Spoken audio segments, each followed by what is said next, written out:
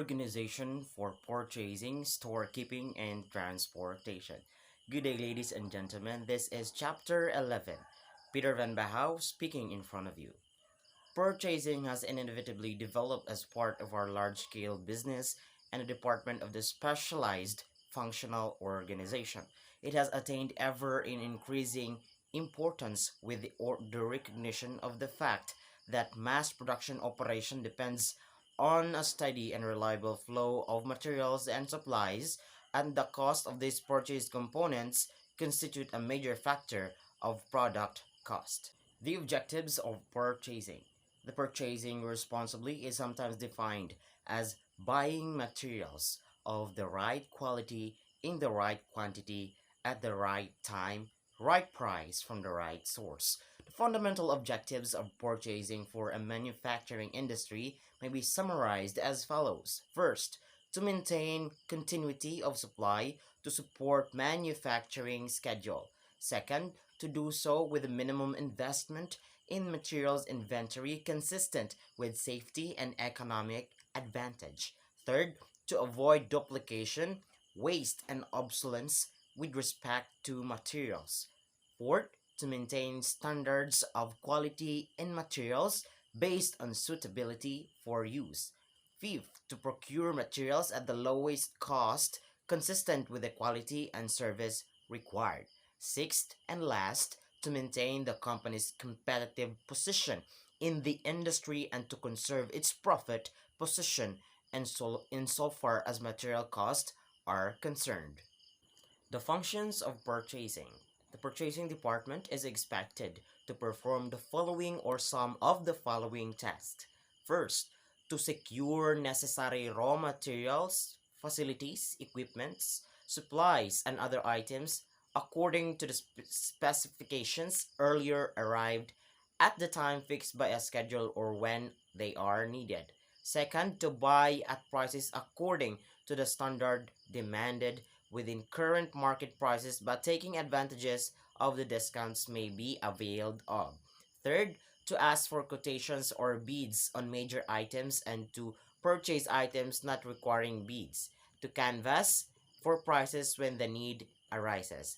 Fourth, to cultivate sources of supply. Fifth, to participate in the formulation of specifications for purchases and in the conferences where purchasing is related. Sixth, to be on the lookout for new products or desirable substitutes. Seventh, to interview salesmen even when they sell is not needed at the time and help them see companies' executives. 8. To study markets and the best time to buy. 9. To count and inspect purchases. 10. To approve invoices for payment. 11. To keep informed on government regulations and executives about them. 12. Keep records on supplies, materials, and other purchases. Next, to study the company needs and requirements to attain to the routing of purchases. 15th, to look after the disposal or surplus or obsolete materials, equipment, supplies, and merchandise. The procedure in purchasing. How should purchasing be done?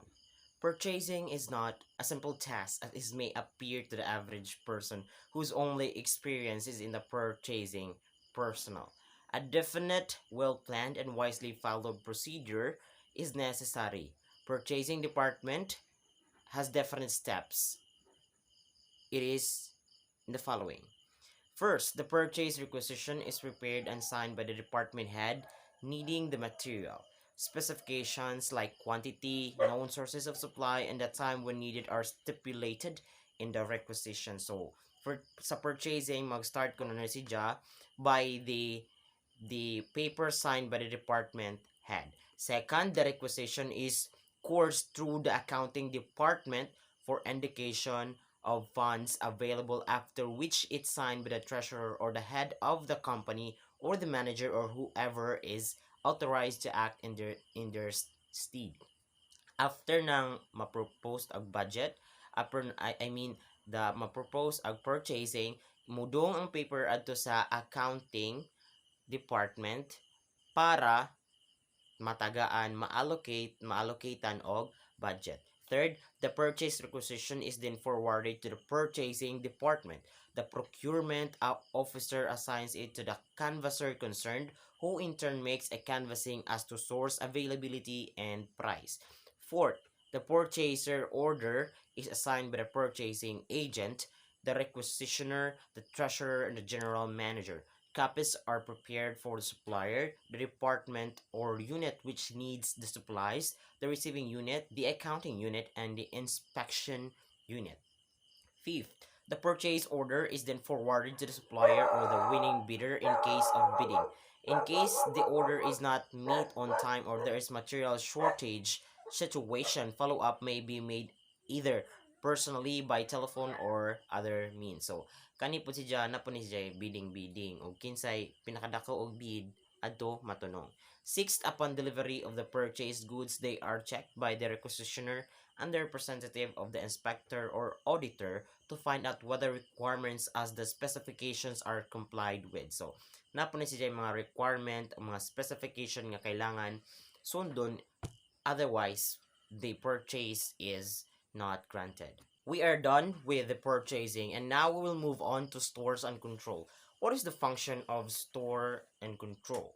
The function of storekeeping is concerned with providing a place or places for the safe and convenient storing of materials and supplies that are needed for immediate use, for disbursing such as materials as required, and for seeing to it that supplies do not run out before additional quantities are ordered and received. One man is usually assigned to take charge and is responsible for all aspects of storekeeping. Storekeeping mo ni siya atong gidiscuss sa chapter 10 nga materials ani this is a place where the materials will be kept para in the future kung need ni nga supply na atay makuha dito dili na ta mag purchase pa og dali. In stockkeeping, any system of stockkeeping or store control is predicated on the orderly storage of materials and their accounting while in storage. And attention must be paid to these three functions. First, facilities. Second, supervision. Third, records. What is storage facilities? Storage facilities must be adapted to the types of materials handled and which include racks, bins, shelving trays, platform, and floor space, all numbered or otherwise identified as to specific location. The arrangement must follow as closely as possible the order of commodity classification. Such arrangement will facilitate both the physical handling of stock when putting them in the stores or finding them as needed, and accounting for the stock by counting or reconciling them with the records. The layout of the storeroom likewise facilitate efficient handling of materials with adequate lighting and aisle space for the use of lift trucks and similar mechanical devices. The supervision. Control of stores is further facilitated by unit storage or piling so as to give a quick visual count of materials on hand. With uniform arrangement of say 20 units in a layer and with the use of markers, an accurate count of even several thousands is possible at a glance. A usual method of keeping control of stock is by the use of stock cards wherein entries of each addition to stock and uses from stock and the balance on hand a running inventory of each item. While records is the basic record of the stores department, is the stock record of the perpetual inventory. The records, of course, must be periodically verified, say monthly, semi-annually, or annually. We are done with our two topics and now we will move on to transportation, our last topic for this chapter. Importance of transportation. The importance of transportation as a facilitating function of a business cannot be emphasized enough. Its effect on the entire economy is pervasive.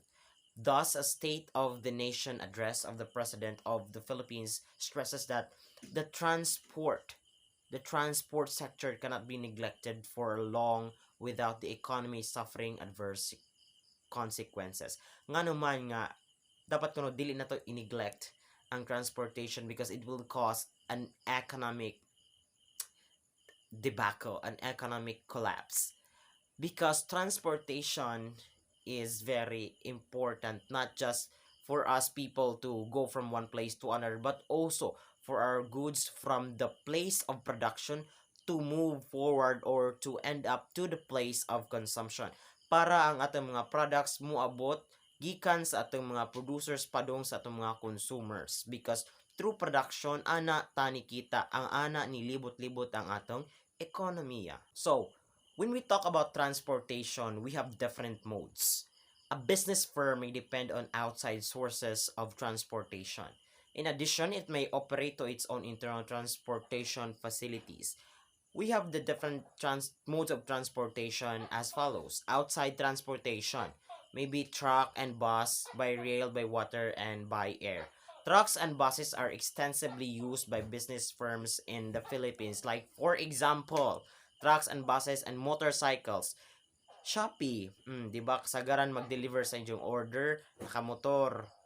Passenger traffic is also quite heavy around. This mode of transportation has grown a vast complex involving not only those who work directly in the transportation business but also engage in assembling or repairing motor vehicles. So, mo ni si nga yeah, napoy downside kani nga mode of transportation for passing the goods kay maka-add pa sa traffic sa mga tao nga gusto mo trabaho. Second, the railroad is an expensively method of transporting raw materials and heavy equipment over relatively long distances. There are two railway systems in the Philippines, one in Panay Island, the other extending from La Union in northern Luzon to Albay in the Bicol Peninsula. There are also special railways for sugar plantations and other enterprises. Railways means kaning mga tren. Next, water transportation. It is even more expensive because the Philippines depend heavily on inter-island shipping.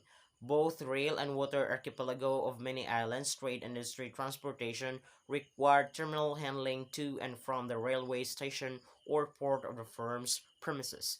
Why is water transportation also famous in the Philippines? It is Philippines because Philippines is an archipelago. When you say archipelago, we are composed of different islands. So in order for you to travel from one island to another, you need water transportation. If we do not want the next mode of transportation, which is air transportation. Air transportation is speedy and efficient but expensive. Business is as fast as realizing the advantages of air cargo for certain types of merchandise. For instance, fishing magnates regularly fly plane loads of fresh fish from Mindanao to Manila. Newspapers must be delivered by air transport. Why do you say that newspapers must be delivered by air transport? Because newspapers carry news. So if ang isa ka news dili na mahatid within a specific day nga gigama na nga news, di na panos na imong news, wa mo palitan na, di ba? We have internal transportation. Internal transportation fleets are maintained by manufacturing or marketing organizations. Usually, the supervision and the control of the transportation unit are handled by either production or sales depending upon which function is being served. And ending this chapter, we have this quote from Mimit Moran Idan. Be like a train. Go in the rain. Go in the sun. Go in the storm. Go in the dark tunnels. Be like a train. Concrete on your own road and go with no hesitations. That will be all for this chapter. Have a nice day.